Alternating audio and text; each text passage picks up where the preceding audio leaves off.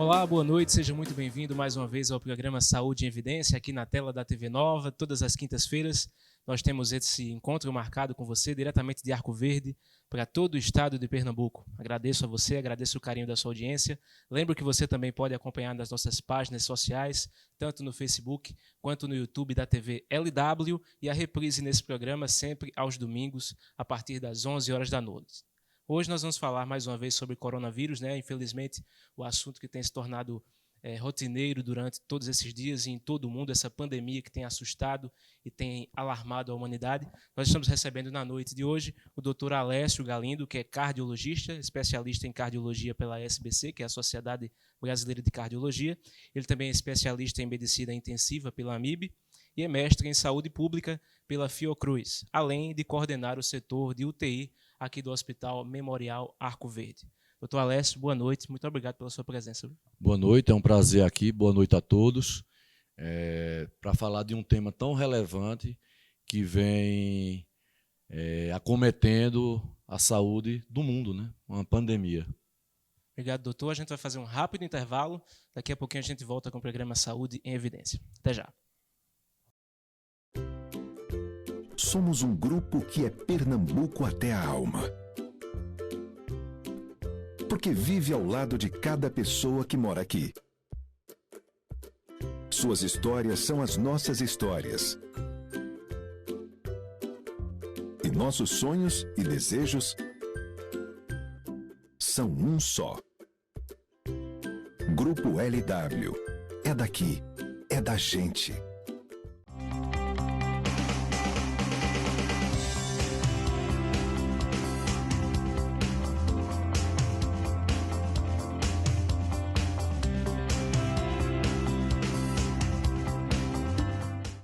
Hospital Memorial Arco Verde, uma empresa hospitalar privada que dispõe de instalações físicas e equipamentos modernos, recursos humanos qualificados e éticos. Destaca-se pela qualidade dos serviços prestados, oferecendo alternativas de tratamento de baixa e alta complexidade, com atendimento eficiente e eficaz, prezando sempre pelos princípios e valores humanos. Hospital Memorial Arco Verde, compromisso com a vida. A Neuroimagem está pronta para te atender. Mamografia digital, ultrassonografia, exames contrastados, tomografia computadorizada, ressonância magnética, radiologia digital, densitometria óssea, radiologia odontológica, eletroencefalograma e procedimento de punção e biópsia. Entre em contato e agende seu exame. Agreste e Sertão podem contar com a Neuroimagem. Arco Verde e Pesqueira. Está na Líder PE a solução em assessoria e consultoria contábil, nos ramos público e privado. Também temos estrutura para o melhor suporte, focado principalmente nas eleições municipais de 2020. Líder PE, soluções para a sua empresa. Pensando em você e no desenvolvimento de sua empresa, a Camélias oferece fardamentos, brindes personalizados e comunicação visual, tudo com qualidade e atendimento diferenciado. Camélias, há 26 anos, fazendo o melhor para você. Confiar, cuidar, respeitar. Esta é a relação entre médico e paciente. No Instituto Curar, você será atendido de forma humanizada por renomados profissionais. Dr. Rogério Lima, Urologia e Cirurgia Geral, e o Dr. Arthur Medeiros, Ortopedia e Traumatologia, cuidarão de você, com acolhimento e foco na prevenção e promoção da saúde. Instituto Curar, por respeito a você. Voltamos com o programa Saúde em Evidência para você na tela da TV Nova. Mais uma vez eu agradeço o carinho da sua audiência. Espero que você esteja na sua casa, atendendo aí as recomendações e ligadinho com a gente aqui no Saúde em Evidência, que tem o apoio sempre do Grupo LW, da Neuroimagem, do Laboratório Labopac, do Instituto Curar, Camélias Comunicação Visual, Líder Empresarial, AESA, Hospital Memorial Arco Verde e Colégio São Domingos, todos juntos fazendo o programa Saúde em Evidência para você, trazendo sempre informações pertinentes, grandes profissionais da área da medicina, é o consultório aí na sua casa. Hoje recebendo o Dr. Alessio. Doutor, obrigado mais uma vez pela sua presença. Um grande profissional que o senhor é, especialista em saúde pública. Com certeza vai ser muito boa a sua participação aqui conosco essa noite para falar sobre coronavírus. Eu queria já que o senhor começasse explicando o que é o coronavírus. Bem, coronavírus é um vírus, a família foi descoberta desde 1960, são vírus que causam infecções respiratórias. A gente teve nesse século, no século XXI, já um outro episódio de um surto de infecção respiratória, que foi a síndrome aguda respiratória grave na China, no início do século. Já mais no final da primeira década também teve a MERS, que foi a síndrome respiratória do Oriente Médio, também causado pelos coronavírus, que é um vírus em forma de coroa, por isso que ele tem esse nome de corona. É um vírus de fita simples, é um vírus que a gente chama de RNA, que acomete e causa essas infecções respiratórias. Ele também pode ser encontrado em alguns animais, né? Inclusive, isso tem a história que esse vírus, na China, ele surgiu no mercado livre, lá de Wuhan, onde tem muitos animais, Os hábitos alimentares e questão cultural de alimentar-se de vários animais, alguns roedores, morcego, etc. Então, há vezes que ele possa ter vindo disso e começou a causar esse quadro de infecção respiratória que depois se disseminou pelo mundo, né? Quer dizer que essa família viral já existia, doutor? Já existia. Inclusive, se vocês veem, também tem coronavírus que afetam animais. Inclusive em vacina de cão, não é o mesmo corona, isso é bom ficar bem claro, esse é o SARS-CoV-2, diferente do começo do século, que era o SARS-CoV-1. Esse é o SARS-CoV-2 e o outro também foi o MERS. Eles denominaram agora para diferenciar. Tem uns que afetam animais, inclusive em vacina de cães, se você vê, parece que é um vírus mais digestivo, que ele toma a vacina contra esse vírus. É uma mesma família, mas assim, que são vírus diferentes. Transmissão, doutor, como é que ela ocorre? Como é que essa transmissão ocorre pelo coronavírus? A transmissão, ela se dá principalmente pela questão o vírus é eliminado em secreções, né, em saliva, secreção nasal, então a tosse, o espirro. Então pode ser com esse contato através de tosse, de espirro, com uma pessoa que esteja transmitindo essa doença, mas também pode ser que aquela pessoa que esteja mesmo assintomático, que tenha a doença, e ali pegou numa maçaneta de uma porta, num botão de um elevador, num corrimão de uma escada, numa mesa, em qualquer coisa, né? Num supermercado, e pegou e contaminou ali, e é visto que esse vírus pode permanecer algum tempo viável em algumas superfícies, e mesmo fora do corpo, permanecer viável por algum tempo, e outra pessoa chegar ali, pegar e depois levar a mão ao rosto, aos olhos, como é hábito das pessoas, passa a mão na boca, nos olhos, e aí se contaminar. Então, principalmente nesse contato, como eu disse, através de espirro, tosse, de pessoas contaminadas, mas também a disseminação ambiental, né? E através de superfícies que podem levar a esse contágio. Nesses ambientes, quanto é o tempo de duração, doutor, desse vírus? Olha, isso é uma coisa bem ainda um pouco incerta, mas há relatos que esse vírus, numa poeira, pode durar 2 horas, num ambiente tipo aço, alguma coisa como 3 dias. Então isso varia, mas varia assim de horas a dias. E isso é importante na disseminação, né? Porque você vai lá, pega em um lugar que está contaminado e depois ele não vai entrar através da pele, claro, mas pelo hábito de levar a mão na boca, nos olhos, a pessoa termina se contaminando. Então, há relato, dependendo de material, de horas até dias. 2, 3 dias. O senhor falou aí a respeito de assintomático. Assintomático é aquelas pessoas que não presenciam, que não demonstram os sintomas, não é isso?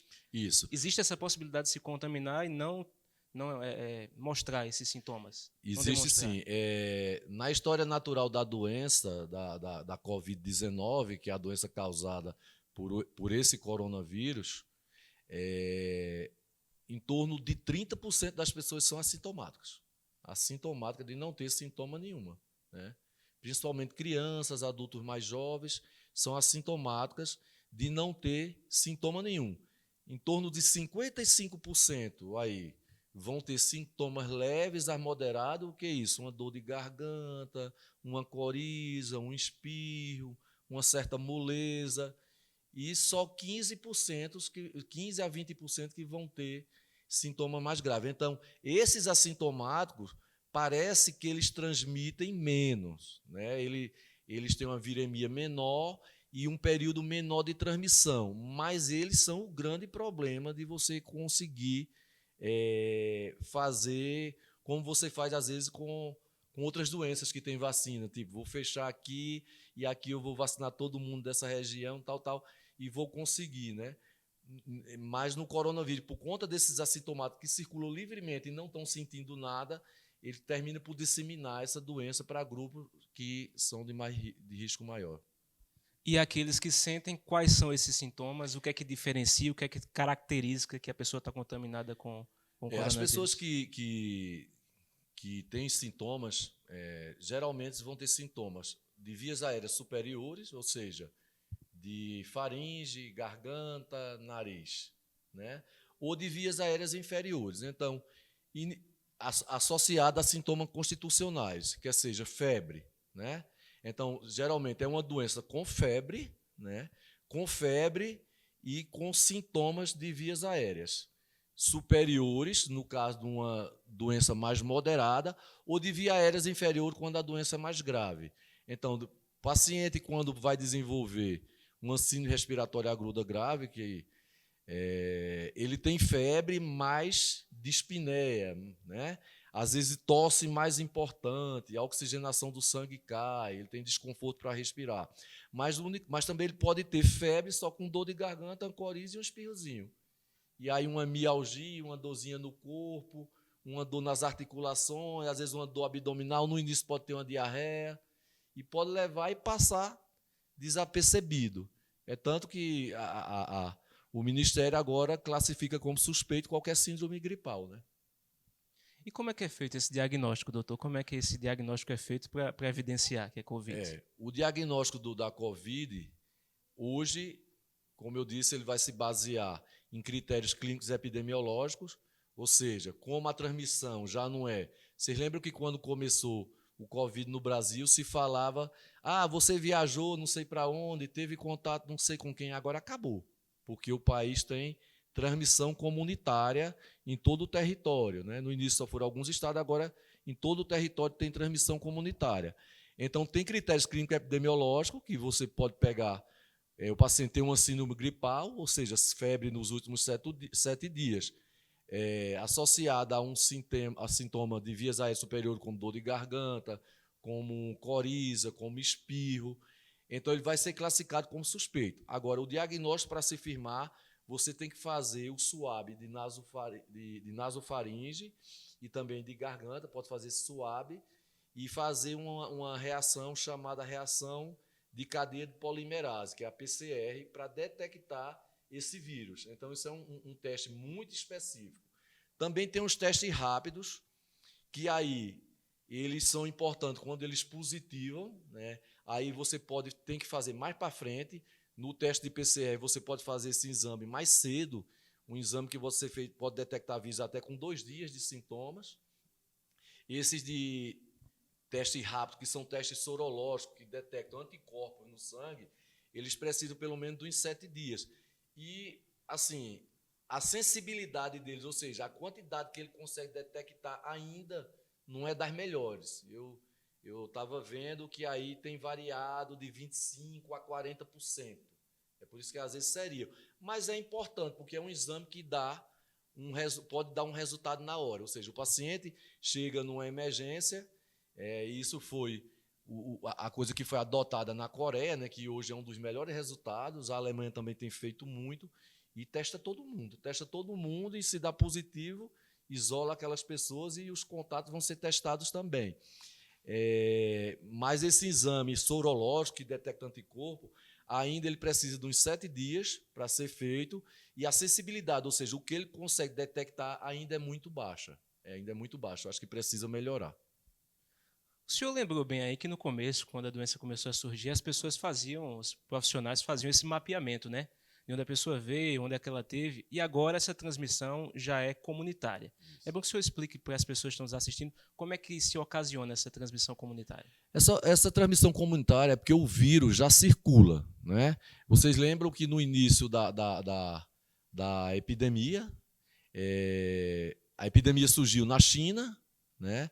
Na China, então, sempre que ia se perguntar, viajou para a China, para o Oriente Médio, para o Oriente e tal, você viajou para a China, teve contato com alguém e tal, para você caracterizar epidemiologicamente, porque não tinha circulação do vírus no Brasil.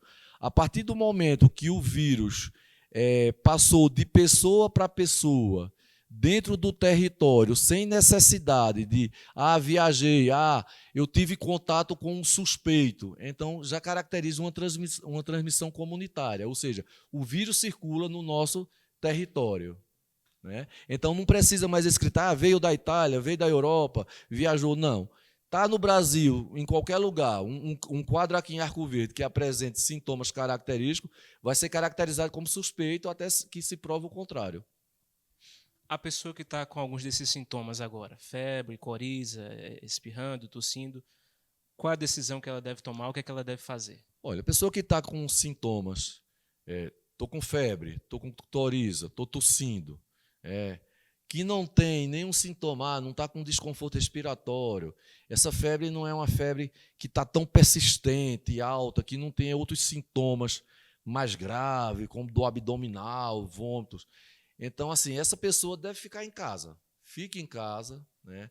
Procura afastar-se do trabalho, hoje em portaria ministerial, mesmo referida, isso é uma coisa, mesmo referida, mas a gente também está com essa questão de isolamento social, né?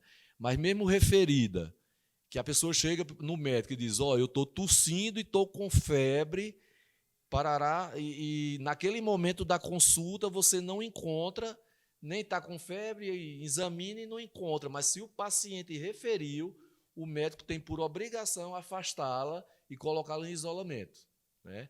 Porque toda síndrome gripal, no momento, é suspeito de Covid-19, até que se prove o contrário. E o que caracteriza, aliás, essa síndrome respiratória aguda grave? Tem uma diferença, doutor, porque tem muita gente que está levando na esportiva, né? Está com a gripezinha e não está levando tanto a sério, né? A gripe é aquilo que eu falei. Gripe você tem febre e tem sintomas de vias aéreas superiores, né? Então você tem uma gripe. Então isso é um suspeito. O que é uma síndrome respiratória grave, aguda grave? Que esses pacientes com síndrome respiratória aguda grave, eles têm que ser internados. É quando você tem febre nesses últimos 7 dias, com tosse e com desconforto respiratório. Você tem dificuldade para respirar. É o que a gente chama de dispneia, né? Você fica com dificuldade para respirar e chega lá na emergência, você bota um oxímetrozinho no dedo e a saturação está ali abaixo de 95, né? Guardando suas exceções, mas você encontrou um paciente desse jeito, com febre nos últimos 7 dias, com tosse, com outros sintomas, que pode ser de via aérea superior, como eu falei, e que faz dispneia, e que a quantidade de oxigênio no sangue, que a gente consegue medir por um aparelhozinho chamado oxímetro de pulso, cai abaixo de 95%, a saturação da hemoglobina, cai abaixo de 95%, a gente considera que ele tem uma síndrome respiratória aguda grave. Esse paciente tem que ficar internado. Ele tem que ficar internado. Não quer dizer que ele vá evoluir para uma forma pior que precise de UTI, mas é grande a chance dele complicar nos próximos dias. Pois é, doutor. E quem são esses pacientes que precisam da UTI? A gente está vendo que a grande preocupação é essa, né? Por haver poucos leitos. E o senhor dá um panorama aí da situação, não só no nosso país, como no mundo em si. Como eu disse, os pacientes que desenvolvem sintomas graves giram em torno de 15% a 20%. 5% desses pacientes vão precisar de UTI. E quem é que precisa de UTI, geralmente? Paciente que evolui mesmo com suporte de oxigênio que você vai fazer, você pode colocar numa ala, vamos dizer, num apartamento, numa enfermaria, num local destinado ao isolamento desse paciente internado. Mas você consegue colocar oxigênio naquele paciente por um cateter nasal ou por um outro dispositivo de oxigênio que pode se usar, né? Máscara com bolsa reservatório. E esse paciente continua respirando rápido, frequência respiratória, quer dizer, mais de 30 por minuto, coração acelerado, com desconforto. Você faz algum exame complementar, ele tem sinal de gravidade, um raio-x muito infiltrado, às vezes uma tomografia com um padrão grave. Então, esse paciente precisa de UTI. E a maioria deles que entra na UTI já entra para a ventilação mecânica. Então, a ventilação mecânica ela é imprescindível e ela deve ser precoce nesse paciente que não responde à terapia com suplementação de oxigênio por esses dispositivos que eu falei. Então, se não responder, a gente não espera muito nesses casos. Indo para a unidade de terapia intensiva, vai para o ventilador mecânico, que é uma das coisas que salva a vida. Pois é, doutor, o senhor como coordena a UTI, eu queria que o senhor explicasse a respeito disso. Tem muito se falado a respeito da UTI, a necessidade nessas situações. Quais são os equipamentos que compõem a UTI, qual a função deles e a importância deles nesse momento para as pessoas que estão com essa síndrome aguda grave? A UTI é uma unidade de terapia intensiva. O que é que a gente faz? Não é só um lugar separado, é um lugar onde você consegue monitorizar, ou seja, acompanhar parâmetros que você não tem como fazer nem em apartamento, nem em enfermaria.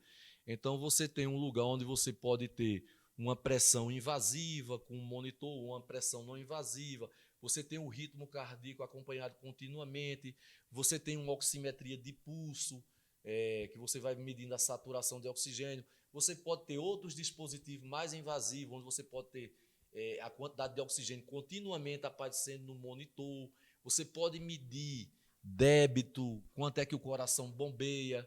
Você tem medicamentos que você só tem que fazer nessa UTI, não tem como fazer em outro local, porque demandam riscos e são materiais específicos.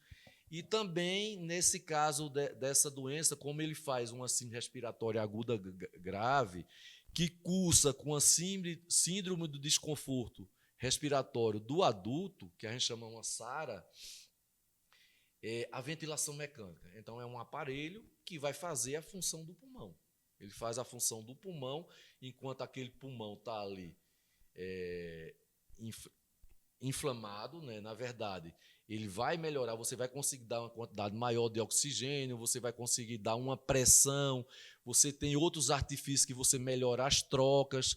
Então, ele vai fazer com que haja uma condição de você ventilar, porque o paciente não aguentaria fazer aquele esforço, aí o paciente vai estar sedado, com analgesia, com uma droga para ficar sedadinho, e você fazer a ventilação. Na verdade, a troca depende do pulmão. É tanto que nos casos mais graves, e muito mais grave, tem algumas experiências, eu estava vendo da Espanha, aqui no Brasil também já tem, na Itália, eles têm outro dispositivo além da ventilação mecânica, mas a ventilação mecânica, pela a disponibilidade, é a principal coisa hoje a se fazer nesse paciente, e fazer bem feito. Rápido intervalo, daqui a pouquinho a gente volta com o programa Saúde em Evidência. Até já!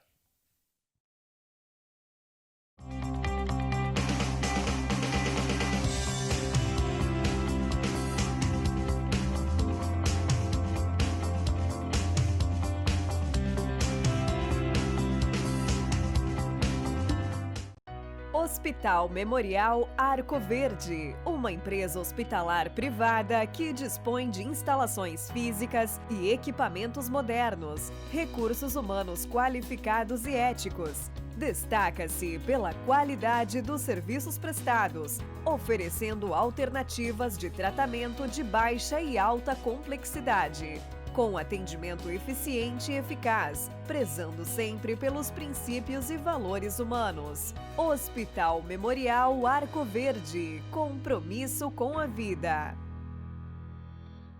A Neuroimagem está pronta para te atender. Mamografia digital, ultrassonografia, exames contrastados, tomografia computadorizada, ressonância magnética, radiologia digital, densitometria óssea, radiologia odontológica, eletroencefalograma e procedimento de punção e biópsia. Entre em contato e agende seu exame.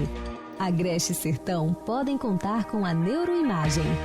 Arco Verde e Pesqueira.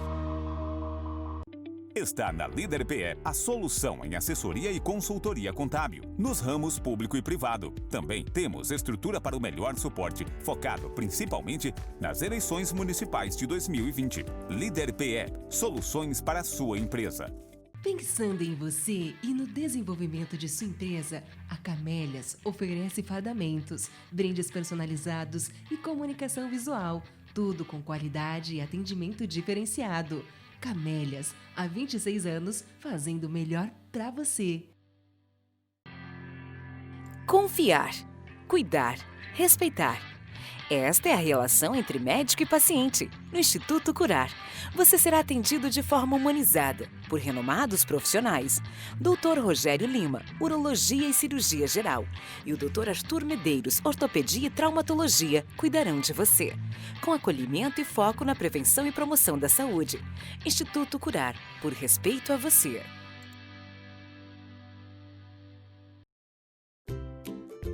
Somos um grupo que é Pernambuco até a alma. Porque vive ao lado de cada pessoa que mora aqui. Suas histórias são as nossas histórias. E nossos sonhos e desejos são um só. Grupo LW. É daqui. É da gente. Voltamos com o programa Saúde e Evidência para você na tela da TV Nova. Mais uma vez eu agradeço o carinho da sua audiência. Sempre às quintas-feiras, a partir das 8 horas da noite, você tem um encontro marcado conosco. E a reprise você pode assistir também, viu? Aos domingos, às 11 horas da noite. Espero que você esteja na sua casa, atendendo as recomendações, bem guardadinho e assistindo a gente, claro. Nossos apoios: Grupo LW, sempre conosco. Também Neuroimagem, Laboratório Labopac, Instituto Curar, Camélias Comunicação Visual, Líder Empresarial, AESA, Hospital Memorial Arco Verde e o Colégio São Domingos, todos juntos fazendo o programa Saúde e Evidência para você, trazendo essas dicas importantes, trazendo profissionais de relevância como o Dr. Alessio aqui conosco essa noite. Obrigado mais uma vez, doutor. Prazer é meu estar aqui com você. Eu queria que o senhor falasse a respeito um pouco mais sobre as UTIs. A grande preocupação no nosso país para que a rede não entre em colapso é a respeito das UTIs. E o senhor, como profissional da área da saúde, os enfermeiros, todos esses guerreiros que estão aí na frente da luta, na batalha, também tem a preocupação, lógico, né? Tem esse medo e esse receio com a contaminação. Fala um pouco para a gente a respeito disso. A questão toda é que, com todo o cuidado, né? E além das dificuldades que a gente sabe, das dificuldades que no mundo tem gerado, essa pandemia tem gerado. Porque, inclusive, EPIs, em vários lugares faltam EPIs. E quando você vai ver a contaminação de profissionais de saúde, é impressionante, né? Na Espanha, chega a mais de 14% dos casos são em profissionais de saúde.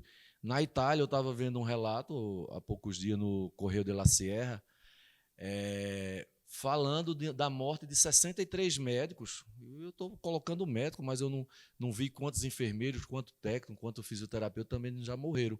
63 médicos, 41 só na Lombardia. Então, esse é um grande problema. É o problema que essa pandemia ela ataca o sistema. Ela ataca o sistema.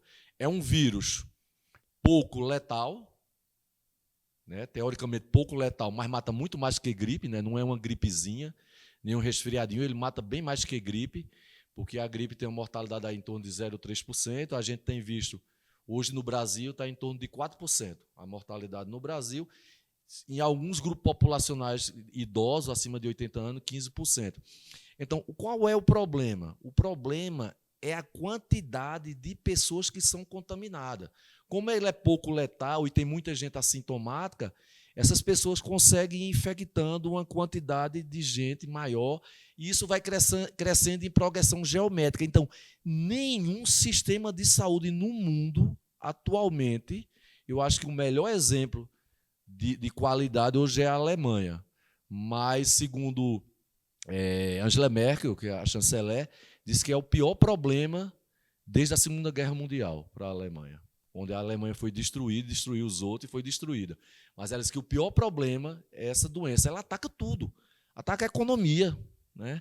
Ataca o sistema de saúde e vem causando superlotação. Só para você ver, a Universidade de Harvard diz que São Paulo, nesse mês de abril, falta vaga, vai faltar respirador em São Paulo. Os Estados Unidos, a maior potência do mundo, né? Em tudo, em todas as áreas, está com o sistema de saúde entrando em colapso. Já são milhares de mortes, centenas de milhares de casos e milhares de mortes.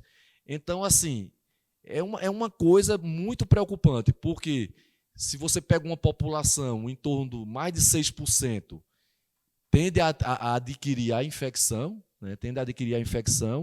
E se você extrapolar isso, tende a adquirir a infecção, e você vai ver que uma grande quantidade vai precisar de medicina intensiva, de terapia intensiva, e as vagas não são suficientes.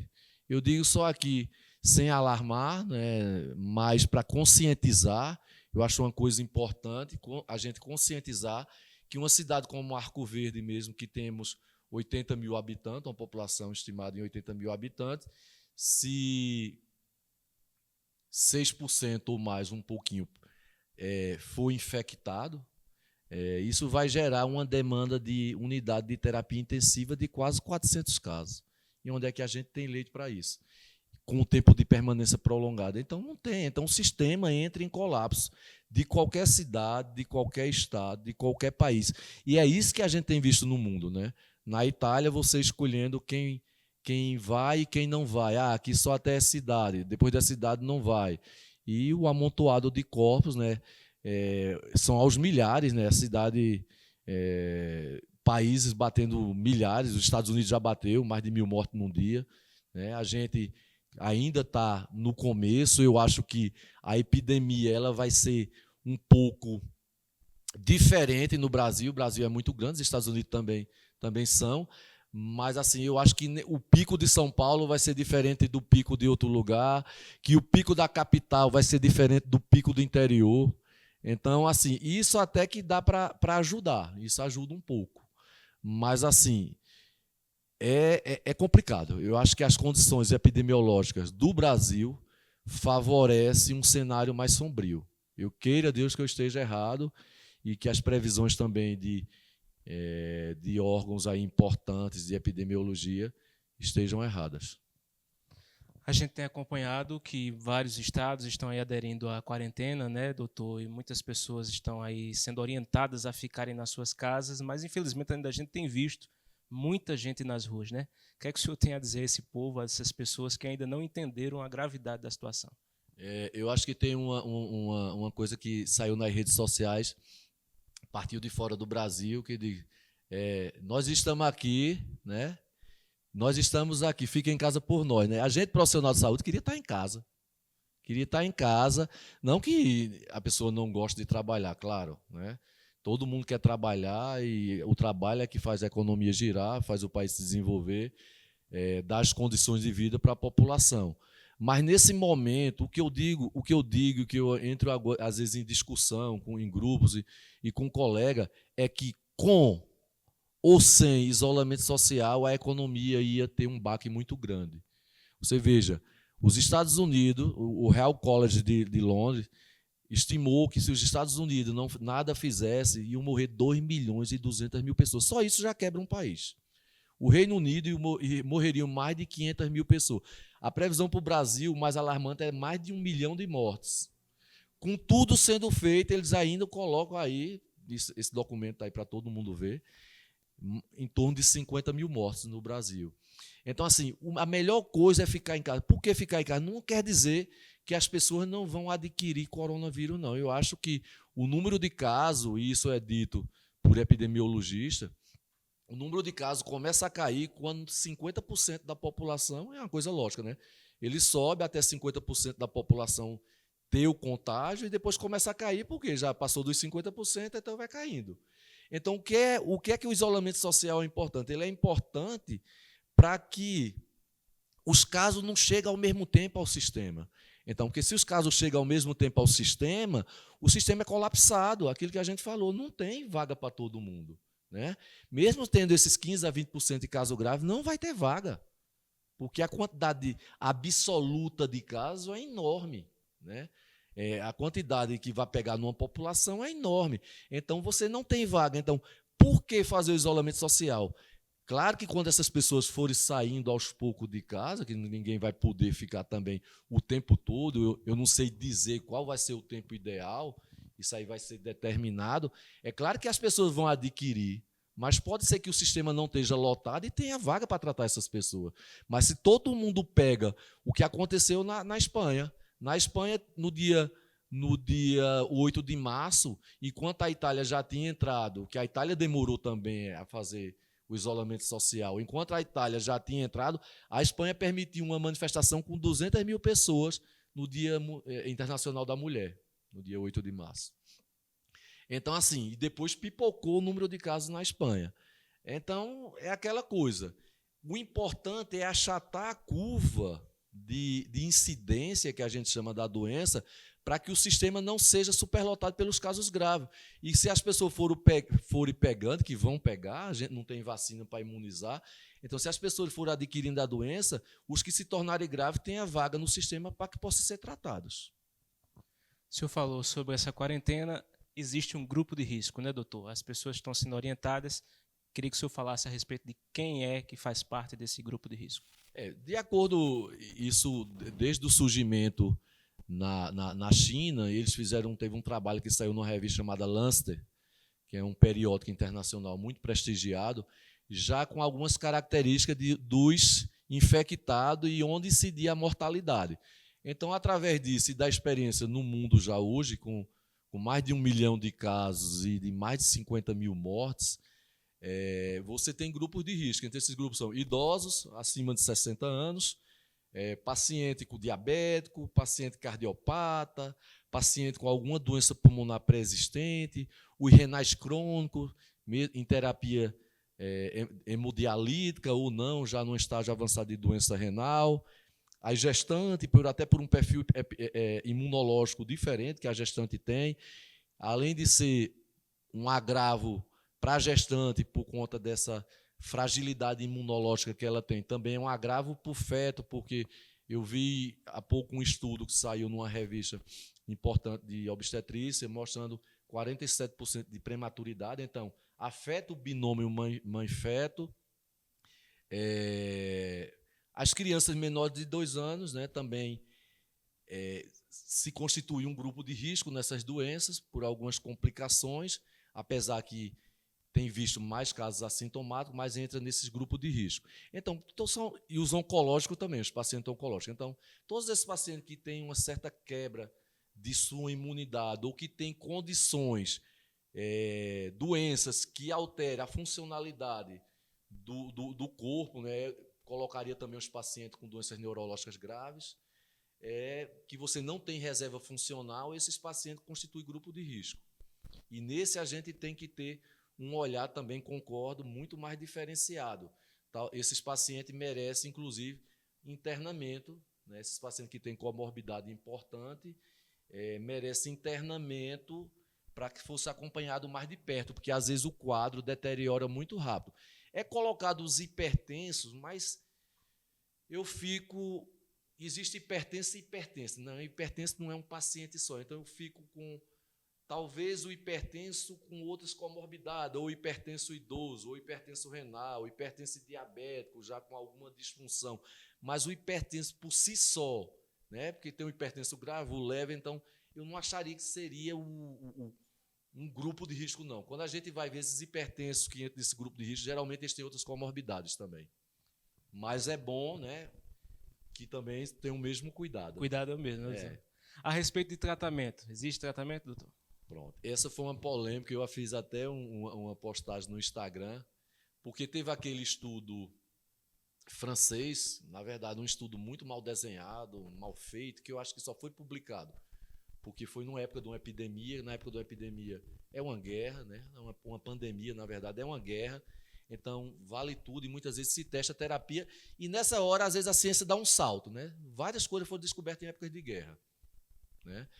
E a ciência, às vezes, dá um salto. Então, surgiu essa história da cloroquina, hidroxicloroquina e cloroquina, que são remédios derivados do quinino, que são usados para tratamento de malária há muitos anos, e também são usados para algumas doenças imunológicas, tipo artrite reumatoide, lúpus eritematoso sistêmico, síndrome de Jogo, várias doenças imunológicas. Reumatologista gosta muito de cloroquina. E tem testes in vitro, existe a plausibilidade biológica que ele altera a célula e torna a célula mais ácida e aí faz com que inative o vírus. Mas assim, não até hoje, esse estudo que saiu, como eu disse, é um estudo, foi muito mal feito, mas no mundo todo está sendo testado, né? No Brasil tem um estudo muito bem feito, está rodando aí, do Sírio, do Einstein, e de algumas outras entidades que está rodando, acho que tem no Ministério da Saúde também, 70 centros, e todo mundo está usando. Cloroquina associado com hidroxicloroquina, o Ministério lançou um protocolo para associar hidroxicloroquina ou cloroquina à azitromicina, e está sendo utilizado em todos os lugares, em pacientes graves e paciente crítico. O crítico é aquele paciente que está lá na UTI em ventilação mecânica. O grave é aquele que teve síndrome respiratória aguda grave. E a gente vai ter uma resposta dentro dos próximos 2 meses. Foram grupos que podem passar de um lado para o outro, mas o que me deixa um pouco cético é que eu não tenho visto a mortalidade diminuir, né? Eu estava vendo essa semana uma colega lá de São Paulo, que é chefe das UTIs lá do INCOR, e ela dizendo que a mortalidade do paciente crítico entubado ainda gira em torno de 50%. E eles estão usando. Então, vamos esperar o resultado, mas não dá para ficar com essa propaganda. Isso aqui é a panaceia, isso aqui vai salvar a vida. Porque, inclusive, houve uma corrida às farmácias e foi preciso baixar uma medida para que se comprasse com receituário especial, porque está faltando para a pessoa que é lúpica, que toma todo dia aquele remédio, e as pessoas querendo tomar aquilo. E uma outra coisa, medicamentos de alta toxicidade. Existem vários relatos já no mundo de intoxicação por cloroquina. Cloroquina pode fazer arritmias fatais, né, por alterar lá a repolarização do coração. A gente já diz que ela aumenta o intervalo QT e pode fazer taquicardia ventricular polimórfica. Cloroquina pode fazer degeneração da mácula e perder a visão, pode dar ataxia, pode dar hepatotoxicidade. Quer dizer, não é uma droga para sair assim tomando. Se for tomar, no momento, não tem nenhum estudo importante que mostrou eficácia ainda. Os estudos estão rolando e estão correndo no mundo. A gente vai ter uma resposta rápida disso aí. Mas tem que ser em ambiente hospitalar, em protocolo médico. Doutor, a gente viu que a vacinação da influenza foi antecipada, né? Qual a importância que o senhor vê nisso, principalmente para as pessoas que são idosas? Isso ajuda de alguma forma? Ajuda. Por quê? Existe um mito, acho que todos já ouviram, que a pessoa diz, eu tomei a vacina da gripe e aí tive gripe, eu não tomo mais. Vacina de gripe não dá gripe, né? Vacina de gripe não dá gripe, ela protege contra a gripe e muitas vezes a pessoa já tinha tido contato com o vírus, porque vocês veem, às vezes a vacina vai ser lá para maio, né? Já teve ano que foi lá para maio. Então, às vezes, já começou o ciclo da gripe, a pessoa teve o contato com o vírus, toma a vacina, desenvolve, às vezes, uma forma até mais leve da gripe. Aí acha que o vírus não é, que o vírus é atenuado. A única contraindicação de vacina de gripe era a alergia a ovo, né? Então, por que é importante? Até para diferenciar. Se o paciente é vacinado de gripe, tomou a vacina de influenza, que aí associa H1N1 com outro vírus de influenza. Ele tomou essa vacina e ele faz uma síndrome gripal aguda, provavelmente é Covid. Então, epidemiologicamente, até para isso vai servir, porque a pessoa está protegida contra essas gripes, essas outras, e vai se desenvolver a doença, vai ficar para o médico mais fácil dele dizer, não, eu acho que isso aqui é Covid-19. Então, essa foi a grande importância de você antecipar essa vacinação. Importante é aguardar os estudos mais aprofundados, né, doutor? A gente vê muita receita de internet, né, muitas pessoas colocando muita coisa na internet. O que é que o senhor já viu aí de absurdos com relação a isso, a tratamento? Eu vi várias coisas, né? Mel, eu vi chá caseiro, eu vi gargarejo de água oxigenada, eu vi várias coisas que a gente fica... É assim, a gente até entende o desespero, né? O desespero. Mas, às vezes, parte de lugar onde não era para partir, né? Eu já vi partindo até de profissionais de saúde determinadas coisas que a gente tem que esperar a evidência científica, né? Os medicamentos, eu acho válido, está sendo usado, mas a gente vai ter uma resposta. Pode ser que daqui a 2 meses eu diga, foi maravilha, e pode ser que eu diga, não serve para nada. Então, precisa de ter os pés no chão e esperar o resultado desses estudos. Mais um rápido intervalo, daqui a pouquinho a gente volta com Saúde em Evidência. Até já.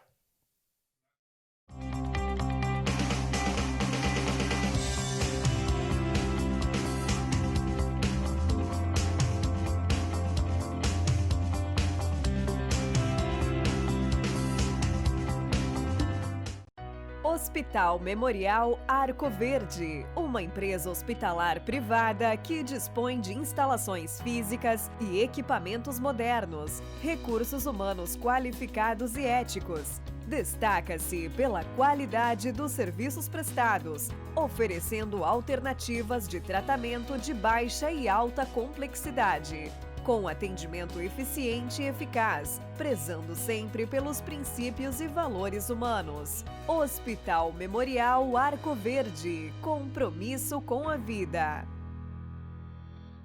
A Neuroimagem está pronta para te atender. Mamografia digital, ultrassonografia, exames contrastados, tomografia computadorizada, ressonância magnética, radiologia digital, densitometria óssea, radiologia odontológica, eletroencefalograma e procedimento de punção e biópsia. Entre em contato e agende seu exame. Agreste e Sertão podem contar com a Neuroimagem. Arco Verde e Pesqueira.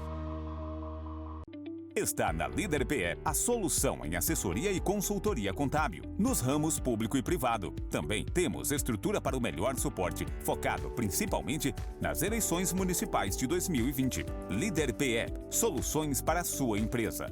Pensando em você e no desenvolvimento de sua empresa, a Camélias oferece fardamentos, brindes personalizados e comunicação visual, tudo com qualidade e atendimento diferenciado. Camélias, há 26 anos, fazendo o melhor para você. Confiar, cuidar, respeitar. Esta é a relação entre médico e paciente. No Instituto Curar, você será atendido de forma humanizada por renomados profissionais. Dr. Rogério Lima, Urologia e Cirurgia Geral, e o Dr. Arthur Medeiros, Ortopedia e Traumatologia, cuidarão de você, com acolhimento e foco na prevenção e promoção da saúde. Instituto Curar, por respeito a você. Voltamos com o programa Saúde e Evidência para você na tela da TV Nova. Mais uma vez eu agradeço o carinho da sua audiência nesse encontro marcado que nós temos todas as quintas-feiras às 8 horas da noite, diretamente de Arco Verde, para todo o estado de Pernambuco. Eu quero lembrar a você que você pode acompanhar novamente esse programa maravilhoso, que está tendo muitas dicas, muitas instruções importantes sobre o coronavírus. A reprise aos domingos, às 11 horas da noite, e fica lá nas nossas páginas, nas redes sociais, tanto no Facebook quanto no YouTube da TV LW. Conosco, o Grupo LW, Neuroimagem, Laboratório Labopac, Instituto Curar, Camélias Comunicação Visual, Líder Empresarial, AESA, Hospital Memorial Arco Verde e Colégio São Domingos, todos juntos fazendo o programa Saúde em Evidência para você, consultório na sua casa, e eu espero que você esteja aí na sua casa atendendo a todas as recomendações nesse momento. Voltando com o doutor Alessio, mais uma vez, obrigado pelas suas explicações, tem sido ótimo, doutor. Eu queria que o senhor falasse agora a respeito desses cuidados individuais. A gente viu que é muito importante essa prevenção, essa higiene, lavar as mãos, usar álcool. Explica um pouco para a gente a respeito disso.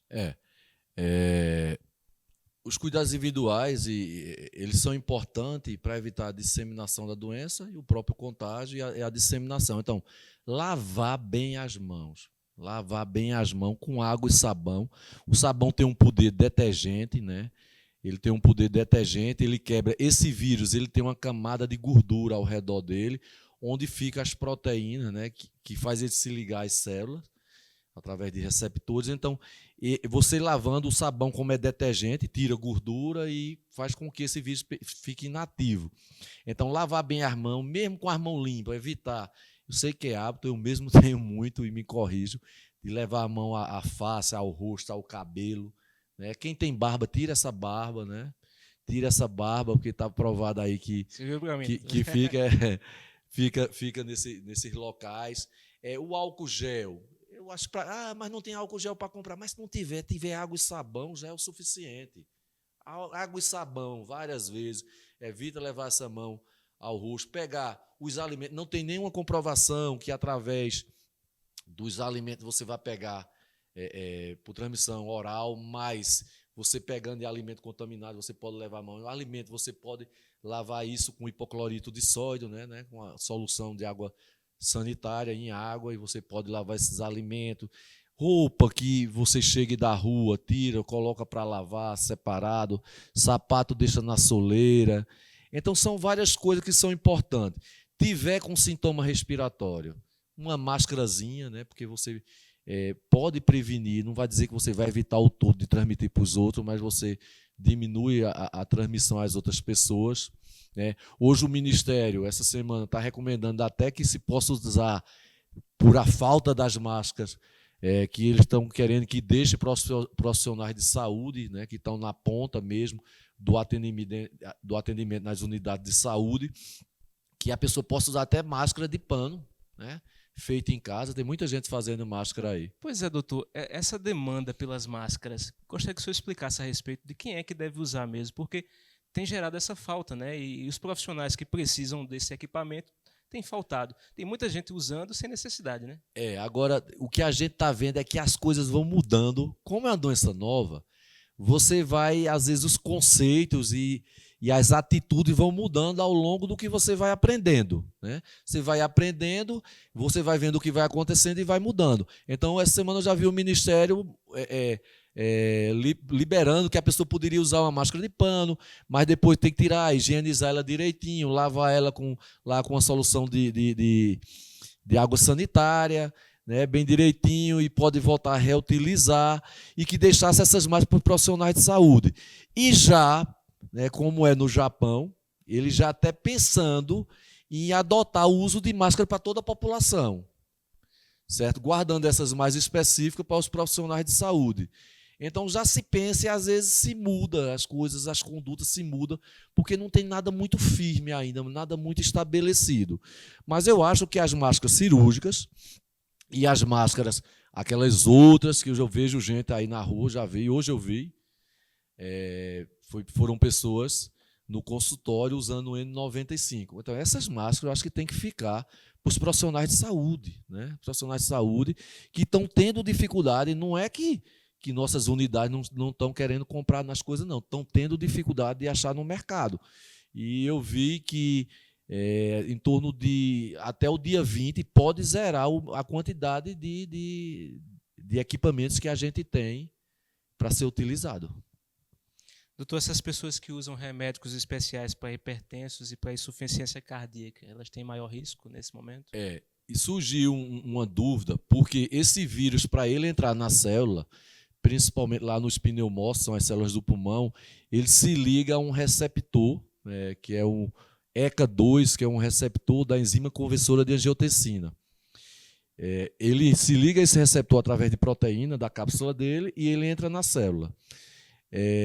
Quem usa esses medicamentos, BRA, que é da família, para ficar mais fácil, da losartana, candesartana, valsartana, ou IECA, que é da família captopril, enalapril, ramipril, vários desses, aumenta a quantidade desses receptores. Tá? Então surgiu aquela história e aí se disseminou que as pessoas que usam essas medicações, que são hipertensas, quem tem insuficiência cardíaca, que são importantíssimos, para mim são as drogas principais no tratamento dessas doenças, não poderiam tomar, que estariam em maior risco, mas não é verdade. Né? Então todas as recomendações da Sociedade Brasileira de Cardiologia, da American Heart Association, do American College of Cardiology, da European Heart Association, todas as sociedades mundiais mandam que continue o tratamento.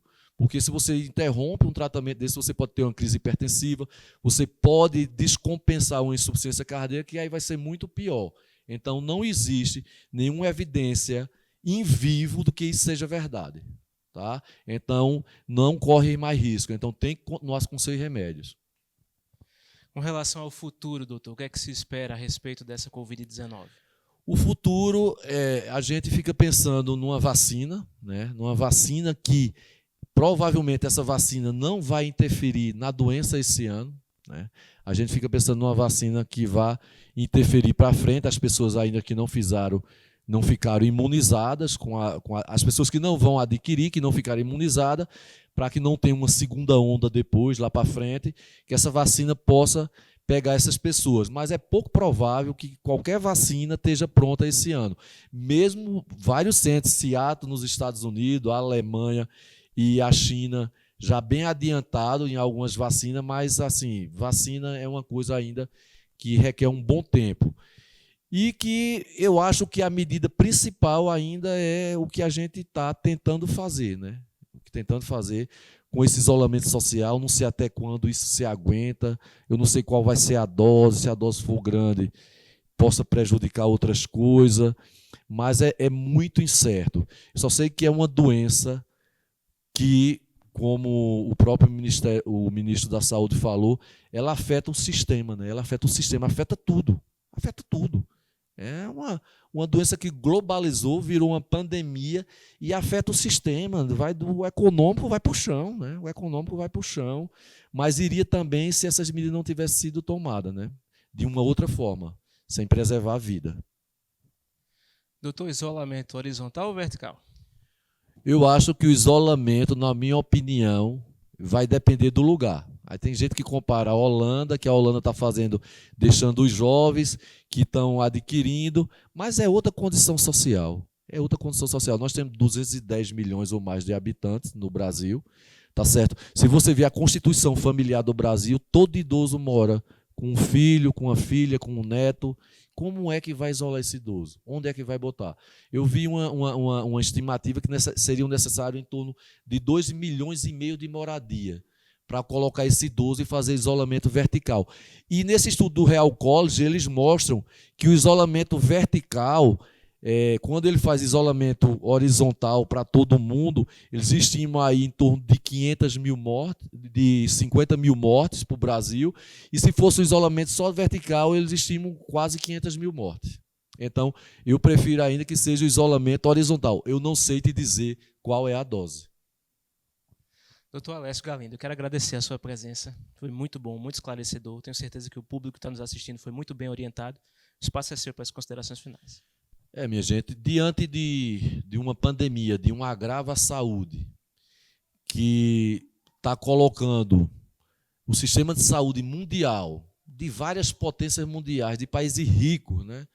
Europa, Estados Unidos, a China com sua diversidade, mas hoje um país com muito dinheiro, trazendo transtorno a todos, a gente do Brasil tem que entender nossas peculiaridades. Nosso sistema de saúde é um sistema de saúde que eu considero exemplar, mas sempre foi muito subfinanciado e precisaria de muito mais recursos.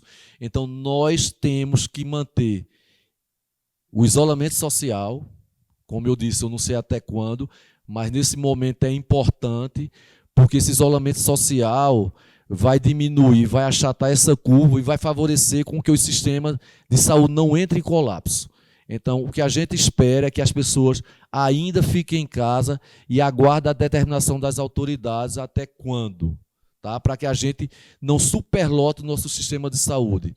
Deus queira que não, né? Mas a gente fica muito preocupado com tudo que vem acontecendo no mundo. Obrigado, doutor. Mais uma vez, eu quero agradecer a sua presença. Espero que você se cuide. Você que está ficando em casa, fique em casa. Você que está saindo para trabalhar, tome todos os cuidados necessários. Uma boa noite a todos, fiquem com Deus, até a próxima semana. Agradecer a nossa equipe, Isaac Bezerra e o Arney Silva nas câmeras, na técnica Zilma Leite, na direção geral Lídio Maciel. Para você, uma excelente noite. Quer assistir de novo? Reprise no domingo às 11 horas. Até a semana que vem, se Deus assim nos permitir. Tchau, tchau.